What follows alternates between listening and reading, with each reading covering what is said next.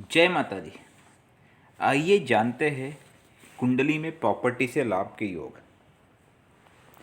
कुंडली में प्रॉपर्टी से लाभ के योग बहुत कम लोगों के जीवन में पाए जाते हैं। या यूँ कहे, प्रॉपर्टी का व्यापार सबको सूट भी नहीं करता है। कई लोग प्रॉपर्टी खरीदते हैं, डूब जाते हैं, लॉस हो जाता है।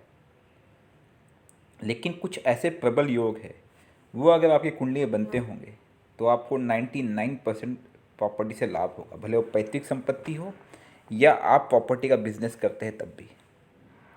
कई लोग आपने देखा होगा, बहुत सस्ती प्रॉपर्टी, 10 लाख की प्रॉपर्टी, लेकिन उनका 25-30 लाख में बिक गया बहुत जल्दी ही, या डबल पैसे हो जाते हैं। और कई लोग प्रॉपर्टी ले लेते हैं और रेट उनका नीचे चला जाता है, घट जाते हैं, अटक जाते हैं। तो जब प्रॉपर्टी की बात करते हैं तो उसमें चतुर्थ भाव का मुख्य स्थान है, क्योंकि चतुर्थ भाव आपकी पैतृक संपत्ति, आपके सुख, आपके घर, आपके वाहन, आपकी प्रॉपर्टी का भाव है। आपकी माता का कारक भी है वैसे। सेकंड हाउस धन का कारक है और 11th हाउस लाभ का कारक है, प्रॉफिट का कारक है। जब द्वितीय भाव और एकादश भाव अर्थात धनेश और लाभेश, इनके मालिक मतलब इनके स्वामी एक साथ चतुर्थ भाव में आ जाए तो समझ लीजिएगा कि आपके प्रॉपर्टी के योग प्रबल है। और उस पर अगर किसी शुभ ग्रह जैसे कि बृहस्पति हो गए, शुक्र हो गए, उनकी दृष्टि या युति बन जाए तो सोने पे सुहागा। तो आपको 100% प्रॉपर्टी से लाभ लिखा हुआ है।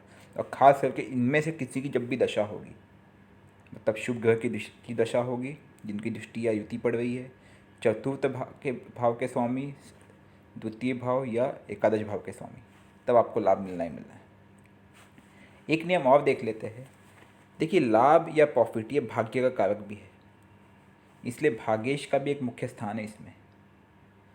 जब द्वितीय भाव के स्वामी और चतुर्थ भाव के स्वामी अर्थात धनेश और चतुर्थेश दोनों एक साथ भाग्य भाव में अर्थात 9वें भाव में बैठ जाए, तब भी आपके जीवन में प्रॉपर्टी के लाभ के योग बनते हैं।